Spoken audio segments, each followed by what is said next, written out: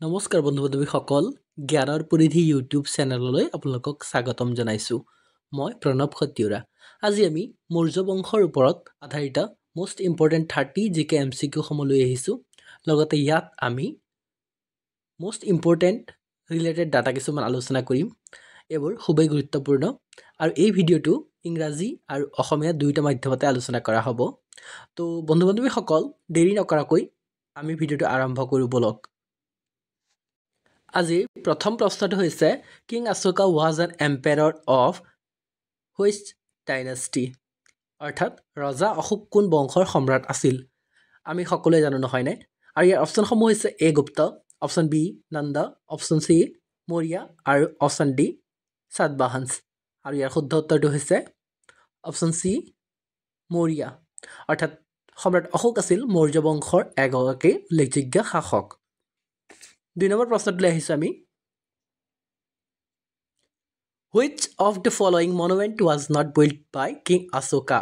তলৰ কোনটো স্মৃতিসৌধ ৰজা অশোকে নিৰ্মাণ কৰা নাছিল আৰু ইয়াৰ অপচনসমূহ হৈছে A Sanchi stupa option B Dhamek stupa option D the Ashoka pillar আৰু অপচন ডি বুপায়া পেগোডা ইয়াত কোনটো অশোকে নিৰ্মাণ কৰা নাই বুলি সোধা হৈছে আৰু ইয়াৰ উত্তৰটো হৈছে অপচন ডি বুপায়া পেগোডা মনত ৰাখিব যে বুপায়া পেগোডা সম্ৰাট অশোকে নিৰ্মাণ কৰা নাছিল আৰু এই বুপায়া পেগোডা বাৰ্মান সকলৰ লগত জড়িত ইয়াৰ পিছৰ প্ৰশ্নটো হৈছে birth place of king Ashoka is ৰজা অশোকৰ জন্মস্থান হ'ল অপচন এ সাঞ্চি বা Sanchi option B Ujjain option C Pataliputra আৰু অপচন ডি বোধগয়া আমি সকলোৱে জানো যে সম্ৰাট অশোকে ক'ত জন্ম লাভ কৰিছিল আৰু সেয়া হৈছে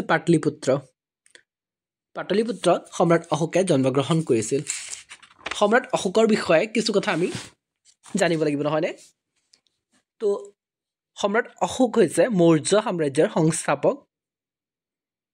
সংস্থাপক কোন আছিল মৌৰ্য সাম্ৰাজ্যৰ সংস্থাপক আছিল চন্দ্ৰগুপ্ত মৌৰ্য সই অশোক নহয় অশোক আছিল মৌৰ্য সাম্ৰাজ্যৰ এগৰাকী উল্লেখযোগ্য শ্ৰেষ্ঠ শাসক বুলি ক'ব লাগিব তো তেওঁ চাণক্যৰ সহায়ত ৰজা ধনানন্দক হৰুৱাইছিল কোনে চন্দ্ৰগুপ্ত মৌৰ্য মনত ৰাখিব চন্দ্ৰগুপ্ত মৌৰ্য হ'ল মৌৰ্য সাম্ৰাজ্যৰ প্ৰতিষ্ঠাপক আৰু তেওঁ ৰজা ধনানন্দক হৰুৱাই মৌৰ্য সাম্ৰাজ্য প্ৰতিষ্ঠা কৰিছিল চন্দ্ৰগুপ্ত মৌৰ্যৰ গ্ৰীক আৰু লেটিন নাম দুটা আছে আৰু সেইকেইটা হৈছে চেণ্ড্ৰুকটছ আৰু এণ্ড্ৰুকটছ তো মনত ৰাখিব এইটো খুবেই গুৰুত্বপূৰ্ণ চন্দ্ৰগুপ্তৰ ৰাজধানী আছিল পাটলিপুত্ৰ আমি গম পালোঁ যে চন্দ্ৰগুপ্তৰ ৰাজধানী আছিল পাটলিপুত্ৰ চহৰ আৰু চন্দ্ৰগুপ্ত মৌৰ্যই 24 বছৰলৈকে শাসন কৰিছিল এইখিনি আমি জানিব লাগিব নহয়নে অৰ্থাৎ মৌৰ্য সাম্ৰাজ্যৰ কেনেকৈ বিস্তাৰ ঘটিছিল ইয়াৰ আগত মৌৰ্য সাম্ৰাজ্যৰ আগত আছিল নন্দ সাম্ৰাজ্য আৰু নন্দ সাম্ৰাজ্যৰ শেষৰ গৰাকী ৰজা ধনানন্দক চন্দ্ৰগুপ্ত মৌৰ্যই পৰাস্ত কৰি মৌৰ্য সাম্ৰাজ্য প্ৰতিষ্ঠা কৰিছিল তো এইখিনি আমি গম পালোঁ আৰু এই চন্দ্ৰগুপ্ত মৌৰ্যই 24 বছৰলৈকে শাসন কৰিছিল এইটো খুবেই গুৰুত্বপূৰ্ণ চন্দ্ৰগুপ্ত মৌৰ্যৰ মাকৰ নাম আছিল মুৰা ধনানন্দই বহুত বেয়া ধৰণেৰে হত্যা কৰিছিল তেতিয়া চন্দ্ৰগুপ্ত মৌৰ্যই প্ৰতিশোধ লৈছিল যে মই ধনানন্দৰ হত্যা কৰিম আৰু তেওঁৰ লগত এজন চাণক্য আছিল মনত ৰাখিব খুবেই গুৰুত্বপূৰ্ণ চাণক্যৰ আন এটা নাম হৈছে বিষ্ণুগুপ্ত বা কৌটিল্য আমি সেইটো জানো নহয়নে তো চন্দ্ৰগুপ্ত মৌৰ্যৰ কি কৰিছিল যে দেউতাকক পিতৃক হত্যা কৰিছিল কোনে এই ধনানন্দই আৰু সেইটো সময়ত গুৰুক এগৰাকী শিষ্য লাগিছিল অৰ্থাৎ গুৰু চাণক্যক এজন শিষ্য লাগিছিল আৰু সেই শিষ্যক এজন ভাল গুৰু লাগিছিল তেতিয়া আৰু এনে এটা কম্বিনেশ্যন হৈছিল যে এটা ডাঙৰ সাম্ৰাজ্য হাৰি গৈছিল অৰ্থাৎ সেই সাম্ৰাজ্যটো কোনটো আছিল নন্দ সাম্ৰাজ্য হয়নে এইটো আমি জানিব লাগিব চন্দ্ৰগুপ্ত মৌৰ্যই 305 খ্ৰীষ্টপূৰ্বত চেলুকছ নিকেটৰক যুদ্ধত হৰুৱাইছিল সেইটো আমি গম পাব লাগিব তো এইখিনি আমি আলোচনা কৰিলোঁ আৰু চন্দ্ৰগুপ্ত মৌৰ্যই কি কৈছে চেলুকছ নিকেটৰ আহিছিল চন্দ্ৰগুপ্ত মৌৰ্যৰ সময়ত তো 305 বিচিত চিকান্দাৰ বুলি কয় তেওঁ নিজৰ সেনাপতি চেলুকছক অৰ্থাৎ আলেকজেণ্ডাৰ তো তেওঁ নিজৰ সেনাপতি চেলুকছ নিকেটৰক ভাৰতত শাসন কৰিবলৈ পঠিয়াই দিছিল আৰু চন্দ্ৰগুপ্তৰ লগত যুদ্ধ পৰাস্ত হৈছিল তেওঁ চেলুকছ নিকেটৰে তেওঁৰ নিজৰ পুত্ৰী কন্যা তেওঁৰ নাম আছিল কাৰ্লেনিয়া। মনত ৰাখিব, চেলুকাছ নিকেটৰৰ পুত্ৰী কাৰ্লেনিয়াক চন্দ্ৰগুপ্ত মৌৰ্যৰ লগত বিয়া পাতি দিছিল। আৰু যুদ্ধৰ সন্ধিৰ চৰ্ত অনুসাৰে 4টা প্ৰান্ত আছিল কাবুল, কান্ধাৰ, হেৰাত আৰু মক্ৰান। এইবিলাক চন্দ্ৰগুপ্ত মৌৰ্যক প্ৰদান কৰিছিল। চেলুকাছে চন্দ্ৰগুপ্ত মৌৰ্যৰ দৰবাৰলৈ মেগাস্থেনিছ নামৰ এগৰাকী ৰাজদূত হিচাপে পঠিয়াইছিল। খুবেই গুৰুত্বপূৰ্ণ, মনত ৰাখিব, চেলুকাছ নিকেটৰে চন্দ্ৰগুপ্ত মৌৰ্যৰ দৰবাৰলৈ মেগাস্থেনিছ নামৰ এগৰাকী ৰাজদূতক পঠিয়াইছিল। আৰু মেগাস্থেনিছে এখন বিখ্যাত গ্ৰন্থ লিখি উলিয়াইছিল, আৰু সেইটো হৈছে বা সেই পুথিটো হৈছে ইণ্ডিকা। খুবেই গুৰুত্বপূৰ্ণ, মেগাস্থেনিছে ইণ্ডিকা নামৰ পুথি ৰচনা কৰিছিল। চাণক্য, কৌটিল্য বা বিষ্ণুগুপ্তই অৰ্থশাস্ত্ৰ নামৰ পুথি ৰচনা কৰিছিল। অৰ্থাৎ চাণক্যৰ আন দুটা নাম মনত ৰাখিব, খুবেই গুৰুত্বপূৰ্ণ, কৌটিল্য আৰু বিষ্ণুগুপ্ত। আৰু চাণক্যই অৰ্থশাস্ত্ৰ নামৰ পুথি ৰচনা কৰিছিল। চন্দ্ৰগুপ্তৰ পাছত বিন্দুসাৰ ৰজা হৈছিল। চন্দ্ৰগুপ্ত মৌৰ্যৰ ৰাজমহল খৰিৰে নিৰ্মাণ কৰা আছিল। এইখিনি আমি গম পাব লাগিব। তো তাৰপিছত বিন্দুসাৰ, আৰু বিন্দুসাৰৰ পিছত ৰজা হৈছিল সম্ৰাট অশোক। আমি গম পালোঁ যে বিন্দুসাৰৰ পুত্ৰ আছিল সম্ৰাট অশোক। তো এইখিনি আমি গম পাব লাগিব, কাৰণ আমি মৌৰ্য সাম্ৰাজ্যৰ বিষয়ে আলোচনা কৰি আছিলোঁ। চন্দ্ৰগুপ্ত মৌৰ্যই নিজৰ শেষ সময় কৰ্ণাটকৰ শ্ৰৱণ বেলগলাত কটাইছিল। এইখিনি আমি গম পালোঁ, নহয়নে? আৰু মনত ৰাখিব যে চন্দ্ৰগুপ্ত মৌৰ্যই ভদ্ৰবাহুৰ পৰা জৈন ধৰ্ম গ্ৰহণ কৰিছিল। সম্ৰাট অশোকে কিন্তু পিছত বৌদ্ধ ধৰ্ম গ্ৰহণ কৰে, কিন্তু তেওঁৰ ককাকে অৰ্থাৎ চন্দ্ৰগুপ্ত মৌৰ্যই জৈন ধৰ্ম গ্ৰহণ কৰিছিল। আৰু যিটো আমাৰ চাণক্য আছিল বিষ্ণুগুপ্ত, তেওঁৰ অৰ্থশাস্ত্ৰখন ৰাজনৈতিক, সামাজিক আৰু প্ৰশাসনিক সকলো দিশৰ কথা উল্লেখ আছে তাত। যে অৰ্থশাস্ত্ৰ ৰাজনৈতিক, সামাজিক, প্ৰশাসনিক, অৰ্থনৈতিক সকলো দিশৰ কথা উল্লেখ আছে। ইয়াৰ পিছত ৰজা হৈছিল বিন্দুসাৰ। যিহেতু চাণক্য তেওঁৰ লগত আছিল বিন্দুসাৰ, নহয়নে? যে বিন্দুসাৰৰ পিতৃ আছিল চন্দ্ৰগুপ্ত মৌৰ্য, আৰু সেই সময়ত বিন্দুসাৰ ৰজা হৈছিল। আৰু বিন্দুসাৰৰ লগত কোন আছিল? যে চাণক্য আছিল। তো বিন্দুসাৰক অমিত্ৰঘাত নামেৰে জনা যায়। অমিত্ৰঘাত হ'ল শত্ৰু বিনাশক। বিন্দুসাৰৰ শাসনকালত ডাইমেক্স নামৰ এগৰাকী ৰাজদূত, ইউনানী ৰাজদূত, তেওঁৰ ৰাজদৰবাৰলৈ আহিছিল। এইখিনি আমি জানিব লাগিব। ইয়াৰ পিছত ৰজা হৈ পৰিছিল কোন? সম্ৰাট অশোক। ইয়াৰ পিছৰ প্ৰশ্নটোলৈ আহিছোঁ, আমি অকণ আলোচনা কৰিলোঁ। What was the name of king Ashoka's father? আমি গম পালোঁ, নহয়নে, যে সম্ৰাট অশোকৰ পিতৃ কোন আছিল? তো অপশ্যনসমূহ দিয়া আছে চন্দ্ৰগুপ্ত, সমুদ্ৰগুপ্ত, বিন্দুসাৰা আৰু চন্দ্ৰগুপ্ত 2। আৰু ইয়াৰ উত্তৰটো হৈছে অপশ্যন চি, বিন্দুসাৰা।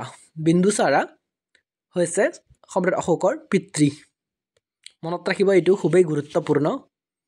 ইয়াৰ পিছৰ প্ৰশ্নটোলৈ আহিছোঁ আমি। Which of this is not a name given to king Ashoka? তলৰ কোনটো নাম অশোকক দিয়া হোৱা নাছিল?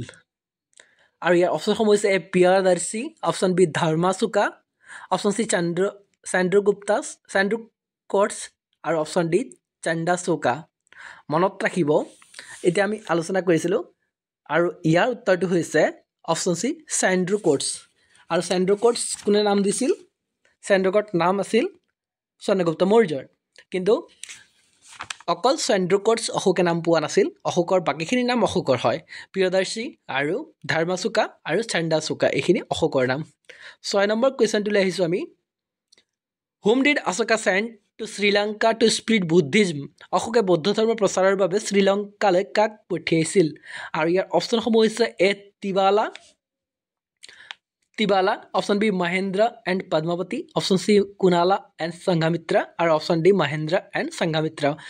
আৰু সম্ৰাট অশোকে বৌদ্ধ ধৰ্ম প্ৰচাৰৰ বাবে শ্ৰীলংকালৈ তেওঁৰ পুত্ৰ আৰু কন্যাক পঠিয়াইছিল, আৰু তেওঁলোকৰ নাম আছিল অপশ্যন ডি মহেন্দ্ৰ আৰু সংঘামিত্ৰা। মনত ৰাখিব, এইটো খুবেই গুৰুত্বপূৰ্ণ। মহেন্দ্ৰ আৰু সংঘামিত্ৰাক সম্ৰাট অশোকে বৌদ্ধ ধৰ্ম প্ৰচাৰৰ বাবে শ্ৰীলংকালৈ পঠিয়াইছিল। ইয়াৰ পিছৰ প্ৰশ্নটোলৈ আহিছোঁ আমি। 7 নম্বৰ প্ৰশ্ন।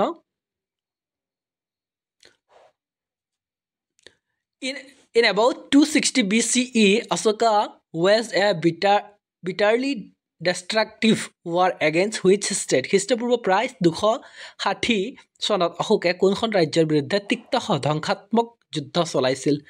তো সম্ৰাট অশোকে এটা যুদ্ধ চলাইছিল সেইটো ধ্বংসাত্মক যুদ্ধ আছিল মনত ৰাখিব আৰু এইটো আছিল option A Sri Lanka option B Burma option C Bhutan আৰু অপশ্যন ডি কালিংগ মনত ৰাখিব আৰু সম্ৰাট অশোকে 260 চনত যিটো যুদ্ধ কৰিছিল চলাইছিল সেইটো হৈছে অপশ্যন ডি কলিংগ যুদ্ধ 260 BC অৰ্থাৎ খ্ৰীষ্টপূৰ্বত সম্ৰাট অশোকে চলাইছিল 8 নম্বৰ প্ৰশ্নটোলৈ আহিছোঁ আমি The Ashok Stamba is made from Ashok স্তম্ভ তৈয়াৰ কৰা হৈছিল আৰু ইয়াৰ অপশ্যনসমূহ হৈছে এ আইৰণ লোহা অপশ্যন বি চেণ্ডষ্টোন বা বালিচহীয়া শিল আৰু অপশ্যন চি গ্ৰেনাইট শিল আৰু অপশ্যন ডি লাইমষ্টোন মনত ৰাখিব এইটো খুবেই গুৰুত্বপূৰ্ণ আৰু সম্ৰাট অশোকে নিৰ্মাণ কৰিছিল স্তম্ভসমূহ সেইটো হৈছে অপশ্যন বি চেণ্ডষ্টোন বা বালিচহীয়া শিলেৰে তেওঁ স্তম্ভসমূহ নিৰ্মাণ কৰিছিল ইয়াৰ পিছৰ প্ৰশ্নটোলৈ আমি আহিছোঁ 9 নম্বৰ প্ৰশ্ন অকণ স্পীডত প্ৰশ্নসমূহ আলোচনা কৰিব লাগে who succeeded king Ashoka to throne ৰজা অশোকৰ পিছত কোনে সিংহাসনত বহিল আৰু ইয়াৰ অপশ্যনসমূহ হৈছে এ চন্দ্ৰগুপ্তা অপশ্যন বি সমুদ্ৰগুপ্তা অপশ্যন চি সাম্প্ৰাতি আৰু অপশ্যন ডি দশৰথা মনত ৰাখিব যে সম্ৰাট অশোকৰ পিছত সিংহাসনত কোন বহিছিল আৰু ইয়াৰ অপশ্যনটো হৈছে অপশ্যন ডি দশৰথা 10 নম্বৰ প্ৰশ্নটোলৈ আহিছোঁ আমি What does the word Ashoka mean in Sanskrit? সংস্কৃতত অশোক শব্দৰ অৰ্থ কি আৰু ইয়াৰ অপশ্যনসমূহ হৈছে এ গ্ৰেট থিংকাৰ মহান চিন্তাবিদ অপশ্যন বি গ্ৰেট ফিলচফাৰ মহান দাৰ্শনিক অপশ্যন চি উইদাউট এনিমিজ শত্ৰুৰ অবিহনে আৰু অপশ্যন ডি উইদাউট চৰো দুখৰ অবিহনে অশোক শব্দৰ অৰ্থটো কি বুলি কৈছে সংস্কৃতত আমি জানো যে শোক মানে কি দুখ নহয়নে শোকত পৰিছোঁ শোকত প্ৰিয়মান হোৱা আৰু অশোক মানে শোক নথকা বা কি হয় এইটো উইদাউট চৰো ইয়াৰ উত্তৰটো হ'ব উইদাউট চৰো অৰ্থাৎ দুখৰ অবিহনে শোক নহয় সংস্কৃতত অশোক শব্দৰ অৰ্থ হৈছে দুখৰ অবিহনে 11 নম্বৰ প্ৰশ্নলৈ আমি আহিছোঁ এতিয়া যে who was called as Devanam Priya কাক দেৱানাম প্ৰিয়া বুলি কোৱা হৈছিল এইটো আমি আলোচনা কৰিছিলোঁ বাৰু আৰু ইয়াৰ অপশ্যনটো হৈছে A Bindusara option B Ashoka option C Chanakya আৰু অপশ্যন ডি বিম্বিসাৰা আৰু ইয়াৰ উত্তৰটো হৈছে অশোক হয় অশোকক দেৱনাম প্ৰিয়া বুলি বা দেৱনাম প্ৰিয়াদাসী বুলি কোৱা হৈছিল মনত ৰাখিব এইবিলাক খুবেই গুৰুত্বপূৰ্ণ আৰু কিছুমান আমি ডাটা ইয়াত আলোচনা কৰি আছোঁ সময়ৰ অভাৱৰ বাবে গোটেইখিনি আমি ইয়াত টাইপ কৰিব নোৱাৰিলোঁ হ'লেও আমি যিখিনি ইম্পৰ্টেণ্ট সেইখিনি কৈ আছোঁ আপোনালোকে লিখি ল'ব পাৰে নহ'লে আপোনালোকে ধুনীয়াকৈ শুনি থাকিব পাৰে ইয়াৰ পিছৰ প্ৰশ্নটোলৈ আমি আহিছোঁ 12 নম্বৰ প্ৰশ্ন which king build Sanchi stupa কোনজন ৰজাই সাঁচি স্তূপ নিৰ্মাণ কৰিছিল আৰু অপশ্যনসমূহ হৈছে A Brihadratha option B Ashoka option C Chanakya আৰু অপশ্যন ডি নন্দা আমি সকলোৱে জানো সাঁচি স্তূপ কোনে নিৰ্মাণ কৰিছিল সম্ৰাট অশোকে নিৰ্মাণ কৰিছিল অপশ্যন বি অশোকা ইয়াৰ পিছৰ প্ৰশ্নটোলৈ আহিছোঁ 13 নম্বৰ প্ৰশ্ন হু ৰট মহাভাষ্য কোনে লিখিছিল আৰু ইয়াৰ অপশ্যনসমূহ আমি আলোচনা কৰিছোঁ যে এ অশোক বি বাবৰ অপশ্যন চি জাহাংগীৰ আৰু অপশ্যন ডি পতঞ্জলি আৰু মনত ৰাখিব যে মহাভাষ্য কোনে লিখিছিল যোগগুৰু পতঞ্জলিয়ে লিখিছিল খুবেই গুৰুত্বপূৰ্ণ প্ৰশ্ন এইটো 14 নম্বৰ প্ৰশ্নটোলৈ আহিছোঁ আমি 14 নম্বৰ প্ৰশ্নটো হৈছে what are the animals shown in our national emblem আমাৰ জাতীয় প্ৰতীকত কি জীৱ জন্তু দেখুওৱা হৈছে খুবেই গুৰুত্বপূৰ্ণ এই প্ৰশ্নটো আৰু ইয়াৰ অপশ্যনসমূহ হৈছে A goats option B lions option B bulls আৰু option D none of these ছাগলী সিংহ গৰু ষাঁড়গৰু আৰু ওপৰৰ কোনটোৱে নহয় আৰু ইয়াৰ উত্তৰটো হৈছে লায়ন মনত ৰাখিব যে আমাৰ জাতীয় প্ৰতীকত লায়ন দেখুওৱা হৈছে হয়নে লায়ন সিংহ নেশ্যনেল এম্বলেমত সেইটো আছে আৰু ইয়াৰ পিছৰ প্ৰশ্নটোলৈ আমি আহিছোঁ 15 নম্বৰ প্ৰশ্ন how many lions are shown in our national emblem আমাৰ জাতীয় প্ৰতীকত কি জীৱ জন্তু দেখুওৱা হৈছে বা কিমানটা জীৱ জন্তু আছে আৰু ইয়াৰ উত্তৰটো আমি জানো নহয়নে আমি দেখা পাইছোঁ আৰু ইয়াৰ অপশ্যনসমূহ হৈছে এ 2 অপশ্যন বি 3 অপশ্যন চি 4 আৰু অপশ্যন ডি 5 মনত ৰাখিব যে আমাৰ জাতীয় প্ৰতীকত জীৱ জন্তু কেইটা আছে লায়ন আছে সেইটো আমি গম পালোঁ সিংহ আৰু সেই সিংহ কেইটা আছে 4টা আছে মনত ৰাখিব এইটো খুবেই গুৰুত্বপূৰ্ণ তো এইটো হৈছে আমাৰ প্ৰতীক ইয়াত আমি দেখা পাইছোঁ কেৱল 3টা মুখ আছে নহয়নে কিন্তু ইয়াৰ পিছফালে আৰু এটা মুখ লুকাই আছে পিছফালেও এটা আছে আৰু সেইটো হৈছে 4টা টোটেল আমাৰ প্ৰতীকত 4টা আছে আমি দেখা পালোঁ যে আমাৰ জাতীয় প্ৰতীকত নেশ্যনেল এম্বলেমত 4টা জীৱ জন্তু আছে 16 নম্বৰ প্ৰশ্নটোলৈ আহিছোঁ আমি 16 নম্বৰ প্ৰশ্নটো হৈছে From which area was Taxila and Ujjain ruled? কোন অঞ্চলৰ পৰা তক্ষশিলা আৰু উজ্জয়ন শাসন কৰিছিল A Pataliputra option B Bihar option C Delhi আৰু অপশ্যন ডি আগ্ৰা আৰু ইয়াৰ উত্তৰটো হৈছে পাটলিপুত্ৰ 17 নম্বৰ প্ৰশ্নটোলৈ আহিছোঁ আমি in which language were the Ashoka inscription written কোন ভাষাত অশোকৰ শিলালিপি লিখা হৈছিল আৰু ইয়াৰ অপশ্যনসমূহ হৈছে এ দেৱনাগৰী অপশ্যন বি সংস্কৃত অপশ্যন চি তামিল আৰু অপশ্যন ডি ব্ৰাহ্মী স্ক্ৰিপ্ট মনত ৰাখিব যে অশোকৰ শিলালিপিসমূহ ব্ৰাহ্মী স্ক্ৰিপ্টত লিখা হৈছিল ব্ৰাহ্মী লিপিত 18 নম্বৰ প্ৰশ্নটোলৈ আমি আহিছোঁ এতিয়া যে who among the following was the first ruler to inscribe his message to his subject and officials on the stone surfaces, natural rocks and polished pillars.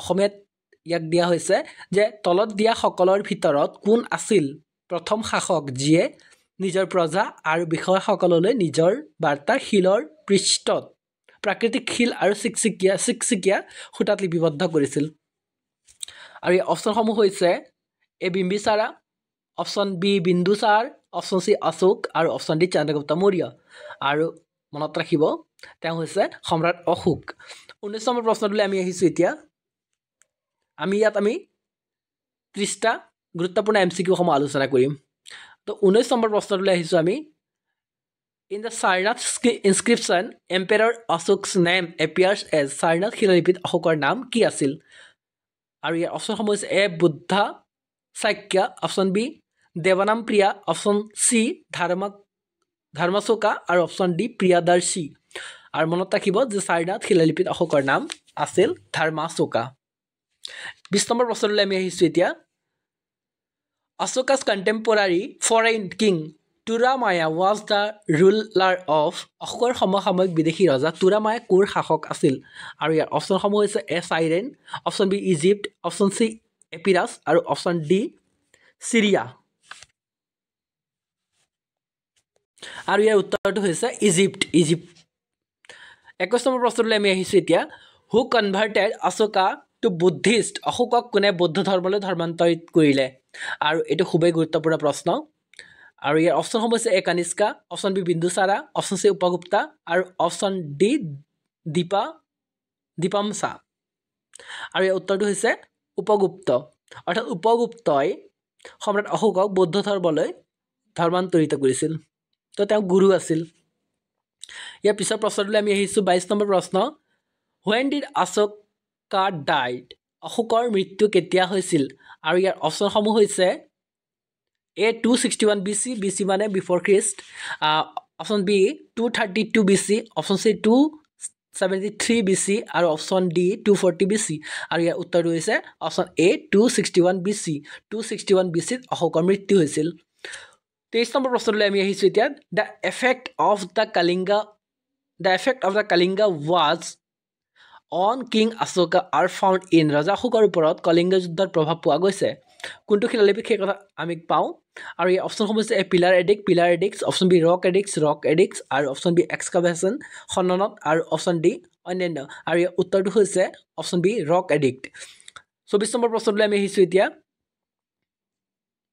মেগাস্থানিছ visited India during the reign of কাৰ ৰাজত্বকালত মেগাস্থানিছে ভাৰত ভ্ৰমণ কৰিছিল আৰু ইয়াৰ অপশ্যনসমূহ হৈছে A Chandragupta Maurya option B Chandragupta Maurya 2 option C Ashoka আৰু অপশ্যন ডি বিন্দুসাৰা আৰু খুব গুৰুত্বপূৰ্ণ প্ৰশ্ন এইটো মেগাস্থানিছ কাৰ সময়ত আহিছিল আমি প্ৰথমতে আলোচনা কৰিছিলোঁ চন্দ্ৰগুপ্ত মৌৰ্যৰ সময়ত মেগাস্থানিছ আহিছিল আৰু মেগাস্থানিছে লিখা পুথিখনৰ নাম আছিল ইণ্ডিকা 25 নম্বৰ প্ৰশ্নলৈ আহিছোঁ আমি Kalinga war took place in Kalinga যুদ্ধ ক'ত হৈছিল আৰু ইয়াৰ অপশ্যনসমূহ হৈছে A Bihar option B West Bengal option C Orissa আৰু অপশ্যন ডি উত্তৰ প্ৰদেশ আৰু ইয়াৰ উত্তৰটো হৈছে উৰিষ্যা এইখিনি মনত ৰাখিব যে 261 BC বা 261 খ্ৰীষ্টপূৰ্বত প্ৰাচীন ভাৰতত অশোকৰ অধীনত মৌৰ্য সাম্ৰাজ্য আৰু বৰ্তমানৰ উৰিষ্যা ৰাজ্য আৰু অন্ধ্ৰপ্ৰদেশৰ উত্তৰ অংশত পূব উপকূলত অৱস্থিত স্বতন্ত্ৰ সামন্তীয় ৰাজ্য কলিংগ ৰাজ্যৰ মাজত যুদ্ধ হৈছিল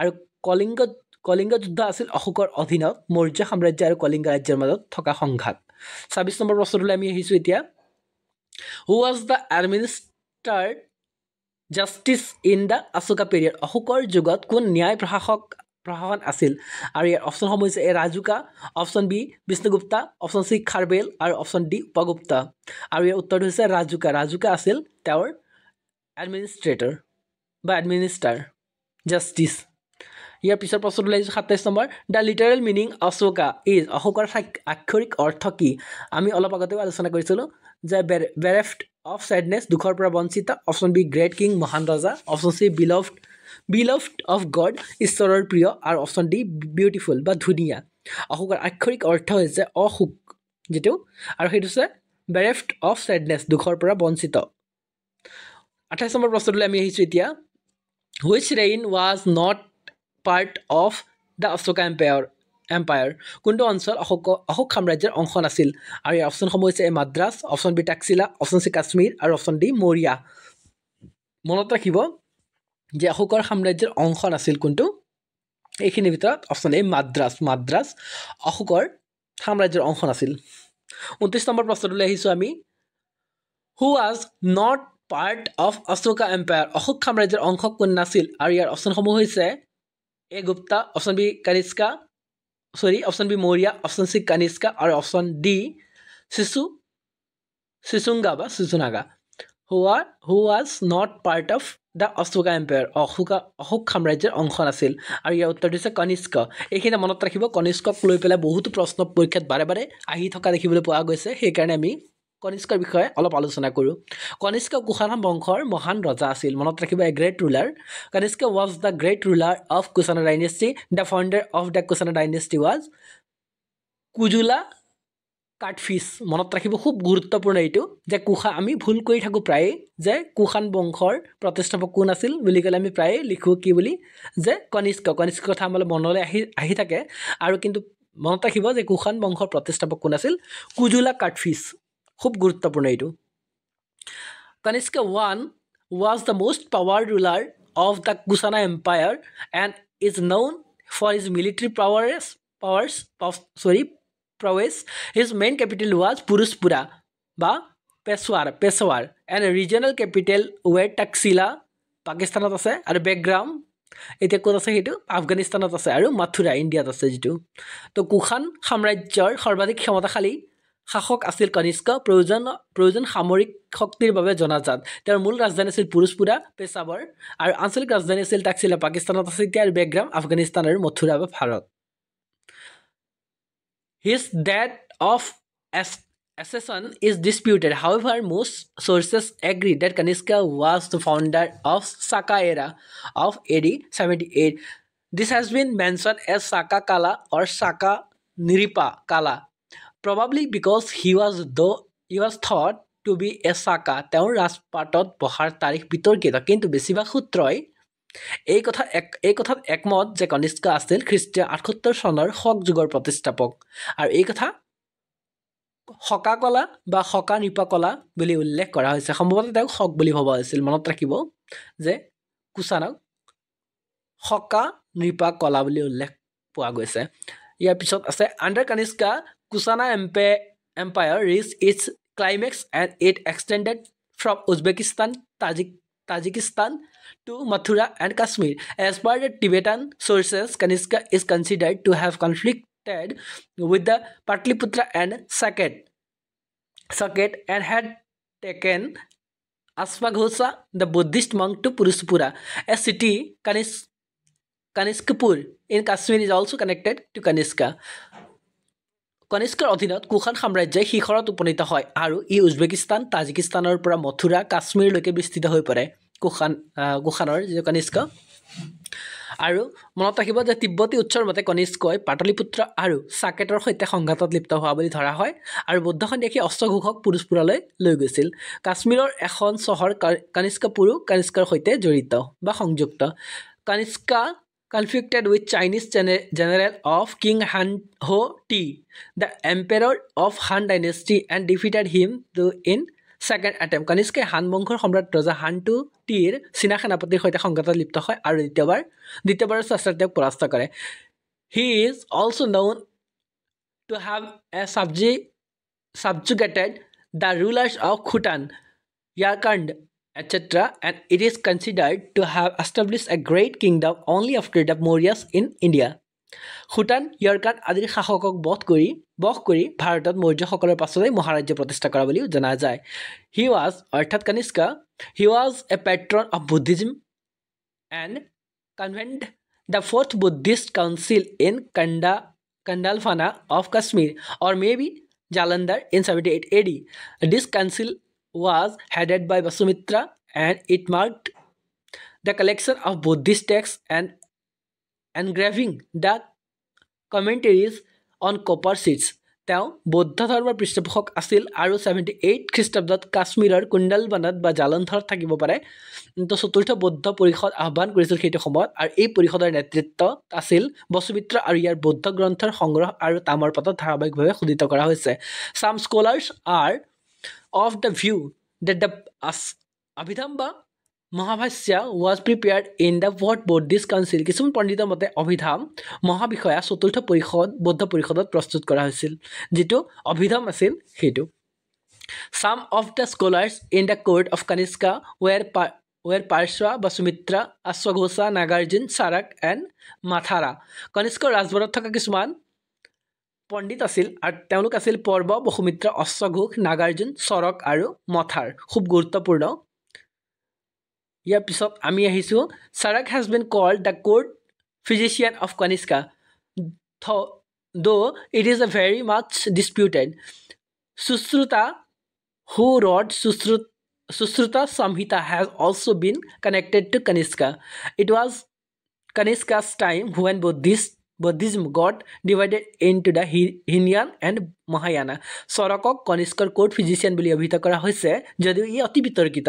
সুশ্ৰুত সংহিতা ৰচনা কৰা সুশ্ৰুতাৰ সম্পৰ্কও কনিষ্কৰ সৈতে।